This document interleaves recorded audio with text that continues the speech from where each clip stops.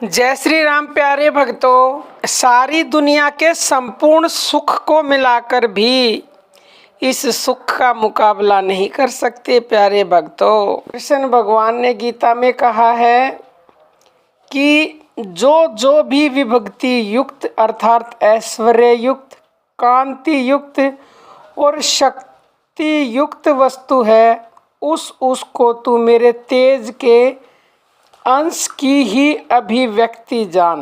तुच्छ लौकिक ख्याति की इच्छा करना और उसके लिए अपना तन मन धन नष्ट करना कितनी मूर्खता है। प्यारे भक्तों, वास्तव में भगवान की प्राप्ति अपनी ख्याति के लिए नहीं करनी है, वह तो हमारा परम ध्येय और आश्रय होना चाहिए, क्योंकि उस पद को प्राप्त होने पर और कुछ भी पाना बाकी नहीं रहता।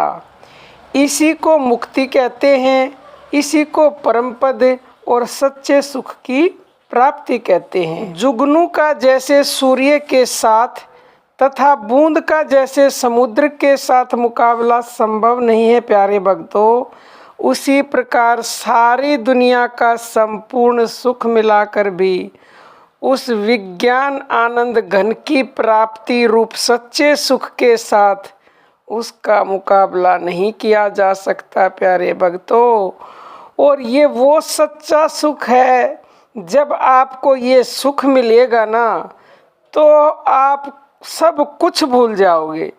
इस सुख के आगे सारी दुनिया के सुख भी मिला लिए जाएं तो भी सब फीके हैं, और इस सुख को आप बता नहीं सकते किसी को भी।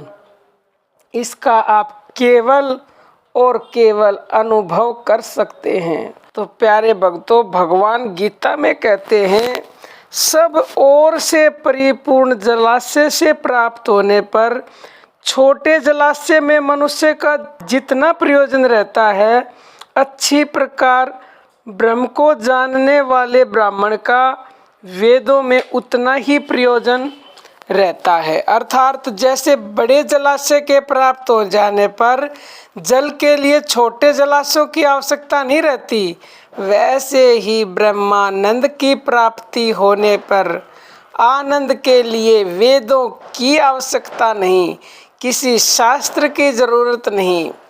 जैसे स्वप्न में प्राप्त हुए त्रिलोकी के राज्य सुख का थोड़े से भी जागृत के सुख के साथ मुकाबला नहीं किया जा सकता, तथा यदि उस स्वप्न के राज्य को कोई बेचना चाहे तो एक पैसा भी उसका मूल्य नहीं मिलता, क्योंकि जागने के बाद उस स्वप्न के राज्य का कोई नामो निशान ही नहीं है।